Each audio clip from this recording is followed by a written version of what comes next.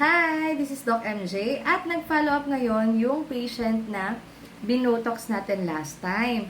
So ngayon, naghumingi naman tayo ng permiso kung okay lang sa kanya na ma-video natin or mapakita natin sa inyo kung ano yung effect ng Botox sa kanya. So, ang problem ng ating patient ngayon, i-share ko sa inyo. Sir, okay lang na i-upload ko yung video mo? Yes. Okay. Thank you, sir. So, para makita nyo din, okay? So, ngayon, ang pinaka-problem kasi ni sir is yung kanyang forehead. Meron siyang lines na dito. Ipakita ko sa inyo yung before and after niya. And then, of course, kapag sumisimangot. So, para ma-prevent natin yung pag-age or yung pagkakaroon ng wrinkles, ginagawa natin yung Botox. Ngayon, sir, okay lang ba ipataas yung kilay? Taas yung kilay? Okay.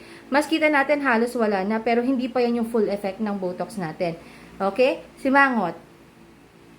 Okay, simangot. So, yun na yung pinaka-simangot mo.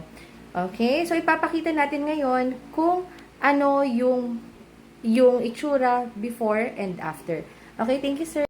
So, kung tama naman ang pagkakagawa or pagkakaturok sa inyo ng Botox, wala naman kayong dapat ikatakot with it. Actually, nakakatulong ito para ma-prevent yung development ng wrinkles. Lalo na kapag meron kayong wrinkles sa noo, dito sa part na ito, at saka yung dito, yung crow's feet natin. Ngayon, instead na pupunta kayo, medyo malala na yung problem, mas maganda din na ma-prevent siya. Kung nagkakaroon na kayo ng wrinkles or mga lines, pwede kayong mag-consultation with me at ako po yung gagawa sa inyo. So, sana ay nakatulong at nakashare sa inyo ng knowledge.